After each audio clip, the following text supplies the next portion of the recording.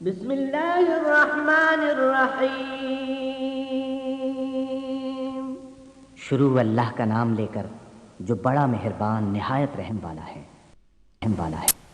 اسلامی CDs, audio cassettes اور اسلامی کتب کا مرکز Salafi cassette and CDs centre, Jamia Al-Ahsan Al-Islamia, Manzoor colony, Gujjar Chowk, Karachi.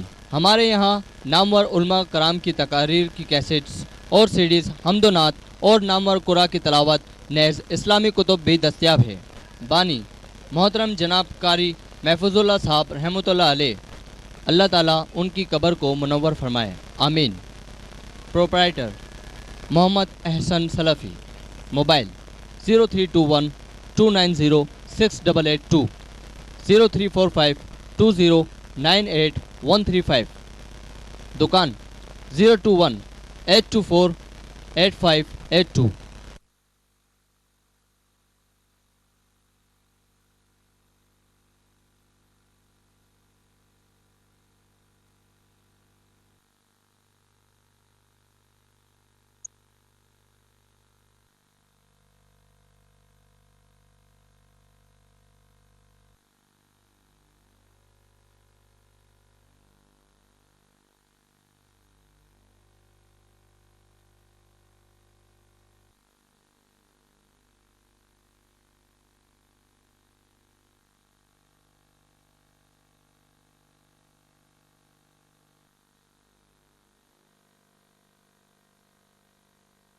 أمثال اللؤلؤ المكنون جزاء بما كانوا يعملون۔ اور پرندوں کا گوشت۔ اولاد اور والدین کے حسن سلوک پر ہمیں اپنے خطاب مستفید فرمائیں۔ فلیتفضل فضیلۃ الشیخ قاری خلیل الرحمن حفظہ اللہ۔ الحمد للہ المنعم المحسن الدیان ذی الفضل والجود والإحسان ذی الکرم والمغفرة والامتنان والصلاة والسلام على سید الانبیاء خیر الانام وعلى آلہ وصحابہ وازواجہ العظام واتباعہ واحبابہ ورفقائہ البررة الکرام، اما بعد فاعوذ باللہ من الشیطان الرجیم، بسم اللہ الرحمن الرحیم۔ وقضى ربك ألا تعبدوا إلا إياه وبالوالدين إحسانا إما يبلغن عندك الكبر أحدهما أو كلاهما فلا تقل لهما أف ولا تنهرهما وقل لهما قولا كريما واخفض لهما جناح الذل من الرحمة وقل رب ارحمهما كما ربياني صغيرا۔ عزیز ساتھیو، صدر جلسہ محترم بھائی عاقل صاحب، دیگر میرے معزز سامعین، میری مسلم ماؤں بہنوں، عنوان آپ تک بھائی عاقل صاحب کی زبانی پہنچ چکا۔ یہ ہماری ایک ہی جگہ پر آج دوسری نشست ہے۔ اولاد اور والدین کا رشتہ ایک مقدس رشتہ ہے، پاکیزہ رشتہ ہے، اور اللہ رب العالمین نے ماں باپ کو بڑا عجیب بنایا ہے۔ وہ چاہے انسان ہوں، چاہے حیوان ہوں، چاہے وہ چرند ہوں، چاہے وہ پرند ہوں، اپنے بچوں کی جو ممتا ہے وہ اللہ رب العالمین نے ہر جنس میں رکھی۔ حتیٰ کہ رسول اللہ صلی اللہ علیہ وسلم نے دیکھا، ایک صحابی تھے، انہوں نے چڑیا کا بچہ اٹھا لیا اور وہ ہاتھ میں لیے جا رہے ہیں، اور اوپر سے اس کی ماں اڑتی ہوئی پھڑ پھڑاتی ہوئی سر کے اوپر سے منڈلا رہی ہے۔ رسول اللہ صلی اللہ علیہ وسلم نے دیکھا تو فرمایا کہ کیوں اس کو تکلیف پہنچاتا ہے، اس کو وہیں رکھ دے جہاں سے تو نے اٹھایا۔ تو وہ چڑیا جو ہے وہ بھی اپنے اندر ایک ممتا رکھتی ہے۔ اللہ رب العالمین نے ماں باپ کے دل بڑے عجیب بنائے ہیں۔ اور دنیا میں ہمیں شاید اس نعمت کی اس وقت تک قدر نہیں ہوتی جب تک یہ صاحباں کی طرح ہمارے سروں پر ان کا سایہ رہتا ہے.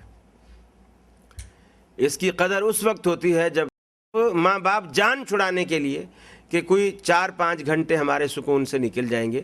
بچہ اگر اسکول میں چلا جائے گا اور ماسیاں سنبھالیں گی, آیا سنبھالے گی, نوکر سنبھالیں گے, تو بچے جو ہیں وہ جتنے پھر نوکروں سے مانوس ہوتے ہیں ماں باپ سے اتنے واقف نہیں ہوتے. پھر وہ ماں باپ بچوں کے بڑے ہونے کے بعد اگر یہ شکوہ کریں ہمارے بچے تو ہم سے ایسے بھاگتے ہیں جیسے ہم ان کے ماں باپ ہی نہیں ہیں, تو ان کا یہ شکوہ بے جا ہوگا. اس لیے کہ انہوں نے بچپن میں بچوں کو اپنی پہچان دی ہی نہیں.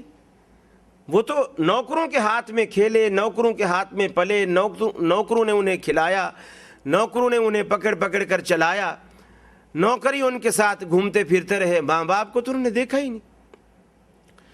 اب بیوی الگ نوکری کرتی ہے, باپ الگ نوکری کرتا ہے, ان کے پاس فرصت ہی نہیں.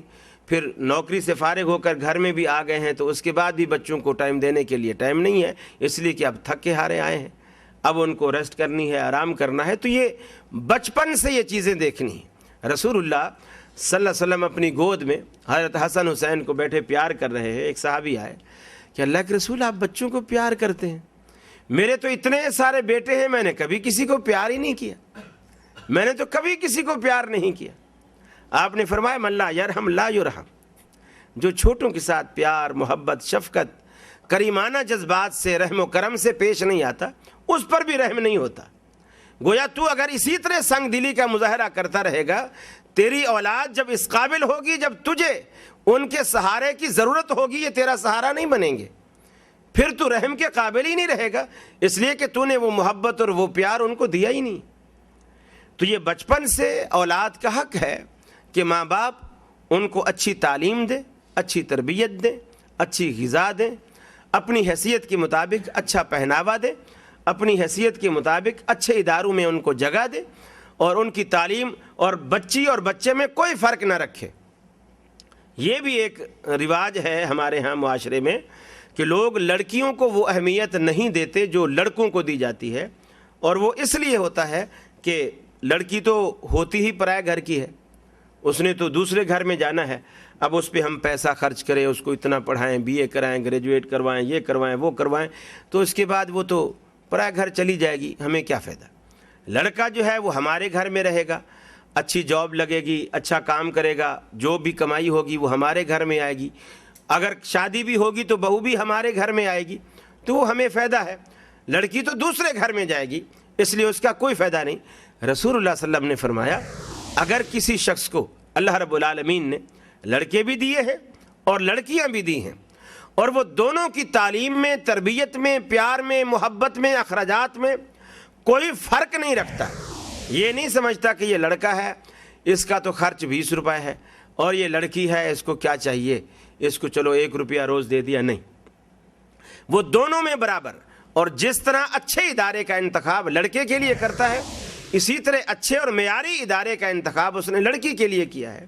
رسول اللہ صلی اللہ علیہ وسلم نے فرمایا وہ شخص جو اپنے لڑکے میں اور لڑکی میں, تعلیم اور تربیت میں اور ان کے رہن سہن میں, دونوں میں کوئی فرق نہیں رکھتا, وہی پیار, وہی محبت جو لڑکے کو دے رہا ہے وہی لڑکی کو دیتا ہے. رسول اللہ صلی اللہ علیہ وسلم نے اپنی یہ 2 انگلیاں ملا کر فرمایا صحابہ کرام کے سامنے کہ وہ جنت میں میرے ساتھ ایسے ہوگا جیسے یہ 2 انگلیاں.